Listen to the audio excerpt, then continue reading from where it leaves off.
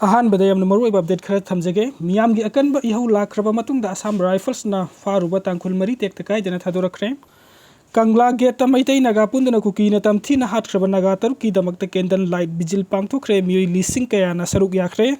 smart security service पु मिंगचत थेनबा याबा थबक तौरकलबदी लोगी मतेंग लौरगनी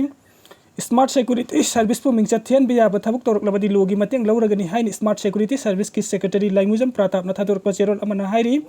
चेरोल असिन high हौकी जुलाई कुनगनिथोइद R K production कनागुंबा मियोइ खरा मानरगा लेबाक मियाम द स्मार्ट सिक्योरिटी सर्विस की मायोक्ता थमलखिबा वाफम अदुगा मरी लेनन स्मार्ट सिक्योरिटी सर्विस की माइकैदगी मियाम द वाफम खरा थमलखली स्मार्ट सिक्योरिटी सर्विस न कनागुंबा मियोइ अमतदा थबक लौबगी सिनखिबा लेते मखोइना पालिबा कुमार लैश्रम हाइबा मियोइ असिगा थबुक की मतंग द वरी सानखिबा लेते स्मार्ट सिक्योरिटी सर्विस तगी तोखरबा मियोइ खरना कुमार लैश्रम द फोन तौसिलगा थबुक थीबा सारगा स्मार्ट सिक्योरिटी सर्विस की मिंगचत थीनबा होनखिबनी थबुक तोखरबा लैश्रम अल्बाना हाइबीबा वाफमसिंग अदु युमफम याउदबा ngakhtani mahak asi office ki chatna kanglun ngakna chatpa ngamdabadagi masa matomta tokibani loinana office ka khudingmak CCTV camera pali mahakna hairba tabada hangoiraba wafam adusu aranbani loinana manager ama oiraga masa ka ki decision lawraga wangang badagi mahakpu thabuk fajana tawdabadagi chairubadagi masa mathantana tokibani mahakna tokiba matamda staff khar sumanarga toki masigi manungda lucky haiba miyo asisu office ki secretary da hairamdana tokibani aduga mangonda henba thabuk pikibasu laite aduga employee amana EPF account hange herbadi masagi mobile phone da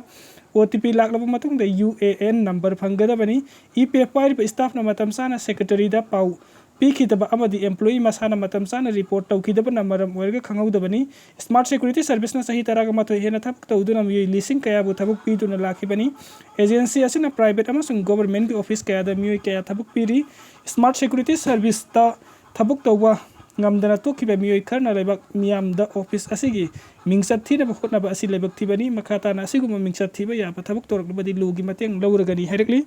Manipur मियाम की demand justice Manipuri police की investigation यंगसिनबगी तंगाई फदबा लै मणिपुर थोकलिबा कांगलुक की इरांग असी सही अहुमगा था अनिरोम हौख्रे अदुबु इरांग असी खरा अमुक तपथा खरा अमुक कनखत तौदुना हौजिकसु अहिंगबा मैगी चिंगुम लैरी तमथीरबा थौदोक वाथोक कया अदुगा मरी लेना पुलिसना FIR लिसिंग तरागी मथक्ता लौखटरगा लैरी मसिगिसु मथक्ता स्टेट असिगी मियामना जस्टिस पंगल लुहाइदुना लाउरी लेबाक असी ख्वाइदगी वांगबा वेल संग ओइरिबा सुप्रीम कोर्ट की मिडिंग मखादासु मतम की केसिंग असी यंगसिनदुना लैरी इन्वेस्टिगेशन रिपोर्ट कौरकली स्पेशल कोर्ट लिंगबा अमसुंग मांगबगी केस यंगसिनना बाहाइख्रे थौदोक वाथोकसिंग असी खरा कुपथना येंगदबा मणिपुर ह्यूमन राइट्स कमीशन दि मथौ निंगथिना तहन्दे मसिमा कॉन्स्टिट्यूशन ना पीबा कंगलुन अमा लैंगाकना नमसिनदुना थमलबनी हाइबा यादे पुमनमक असिगी मथक्ता हुरान सिंती तौबा मसागी ओइजबा खक येंगलगा क्राइम तौबा नुपी अंगांगे मायोक्ता क्राइम कया मरम चथबा हाइबसिसु अखोइगी इरक्ता adum totna tinnaraga leiragadaba thaudoksing ni asigumba makalgi thaudoksing asi chairak yamna kanba lebaksing dadi kharga makai hanthai nupi gi ikai khumnaba manghanba huran chinti amati mihat mi puna singba tawbasing North Korea dadi yamna thuna hektamak chairak pi United Arab Emirates China Singapore Saudi Arabia na singba lebaksing dasu crime tawbasing hekta sibagi chairak pi yamna thuna thijin humjin ba amasung court ki thabuk thoram sing yengsin ba amasung lebak adugi logi oiba thabuk thoram sing yamna mapangkan bana kanagum aran ba tawba mioi amabu chairak पीबदा नुमित तरानी यौबदा यावी असिगुंबा लेबाकसिंग असिददी crime थोपगी चांग यामना हंथै अदुबु India गुंबा मालेमगी लेबाक खरददी वयल सत्थबा अमसुंग मारा लैबा मियोय अमा चैराक फंगहनबसि सही तरा हेना संगबा यावी कांग्रेस की लुचिंगबा Rajiv Gandhi assassinate तौख्रबा केस अदु मारा लैबसिंग मपुंफाना चैराक फंगहनबदा सही कुंथ्रागा माथोय संखि प्राइम मिनिस्टर ओइरंबा इंदिरा गांधी एसासिनेट केस के ट्रायल सही मंगा संखि हाइरिबा थौदोक अनि असि हाई प्रोफाइल गु ओइबा केस नि केस अनि असिदा मतम यामना संगलबदी अतै केसिंग जदी मतम कयाम संगम गदबगे हाइबसे इखोय पुमनमकना वखलना सगतपा याय मरु ओइना मणिपुर हौजिक थोकलिबा कंगलुप इरांग असिदा मिपुम खुदुमना जस्टिस पंगलु हाइना लाउरी अदुबो इखोयना खंगमिना गदबा अमदी हौकिबा सही तरागा मंगागी ममांगे सिक्योरिटी फोर्स सिंग सतखिबा फेक एनकाउंटर सिंग अदु supreme court euro फाउदा हौजिक फाउ judgement पिबा ngamdri लेबाक असिगी वेल संगदगी थबुक असि कयाम यामना तपख्रबनो हाइबसि खंगबा ngami मरु ओइना क्रिमिनल केस ति अदुखि हेना चंगी मरमदि मियोय मंगा हाटपगी केस अमा हाइबा तारगसु मी हाटली हाइबदगी खुदम संगदम मयाम अमा उत्तबा यादे मणिपुर थोकलिबा कंगलुप की इरांग असिगी मनुंगदा मी हाटमी पुन किडनैप यम मै थाबा लंबी तिंगबा नोंमै लूट तौबा सिक्योरिटी फोर्स सिंगदा एटेक तौबना सिंगबा मयाम असिगी FIR लिसिक तरागी मथक्ते लई हाइरिबा केसिंग असिगी मनुंगदा नेशनल इन्वेस्टिगेशन एजेंसी NIA ना केस तराग humdoi rom pai aduga Central Bureau of Investigation CBI ne case kontraga ni pan rom पाइरी इंडियन गवर्नमेंट की थौसिल अमगी मखादा CBI अमसुंग NIA पाइरिबा केस सिंगिदि असमदा तोखाइबा कोर्ट हांगदोक्तुना वेल चतबा उखरे अदो केस लिसिंगना खुजिंग ओइबा कया अमदि हजिकसु मणिपुरदा लैरिबा कोर्ट सिंगना तारगा लैरि मियार बेपुन किडनैप तौबा युम मैथाबना सिंगबि केस सिंग असुदि क्रिमिनल केस ओइबनिना मरा लेबसिंग सेराक फंगनबगी तौदबा यादबा थबक असि चेनरबे मियोसिंग अदु केसतुगी ओइना मसक खंगदोक्पा अदुगा मरि लेनबा खुदम संगदम सिंग पुथोकपा थौदोक अदुबो ममित मकना उहवी हाइबा मी थिदोक्पा अमसुंग टेक्निकल सपोर्ट तौबा खुदम संगदम सिंग पुथोकतुना कोर्टना चार्जशीट थागतकदौरिबनी चार्जशीट अदु थागतपा मतमदा मिचंग मिखाइ नाइबा यादे अदुगा अरानबा तौरिबासिंग अदु नानथोखिबा यादनबा खुदम संगदम पुनमक योमलगा कोर्ट पुल्लगा थमगदौरिबनी लेबाक असिगी जुडिशियल सिस्टम की मतुंग इन्ना मी हाली हाइरिबा मियो इदु कोर्ट अमदा मरा लैरे हाइना लाउथोक्त्रिबा फावबा एक्किस ओइना लैगनी माकी मथक्ता चार्ज फ्रेम तौरलबदि लाले हाइबा उन्नबगी खुदोंचाबसु मरम अदुना अहैबा उकिल सिंगी मागी क्लाइंट अदुबु कन्ननबगी लंबी असि थौदोक्तुना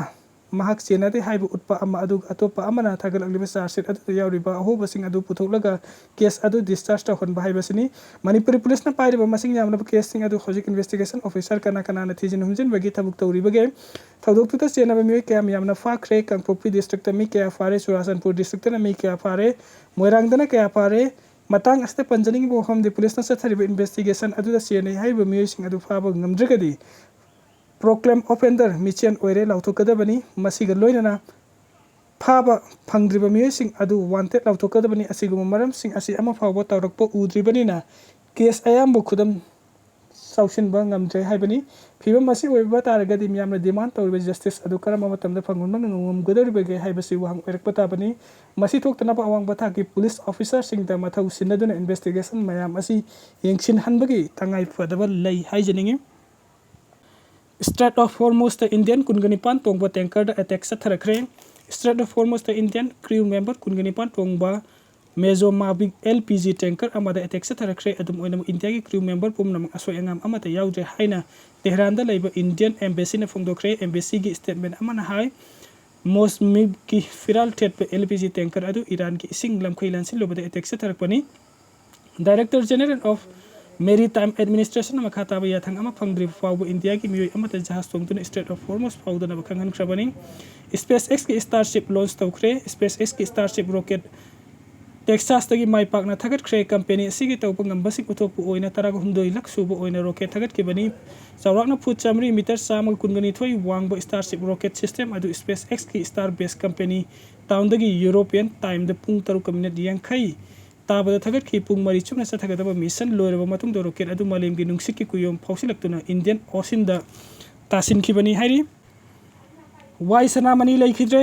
नाबार्ड की जनरल मैनेजर ओरंबा सनामनी सिंहा यमबेम उरिपोक यमबेम लैखाइ दलेबा मसागी मयुम दंगा सेयुक अरोइबे हिप तानख्रे मसागी सही तरागा हुमदरागा तरेत सुख्रे रामजास कॉलेज दिल्ली यूनिवर्सिटी की हिस्ट्री द ऑनर्स लोयरागा JNU की school of international studies on Indo Burma relationship ता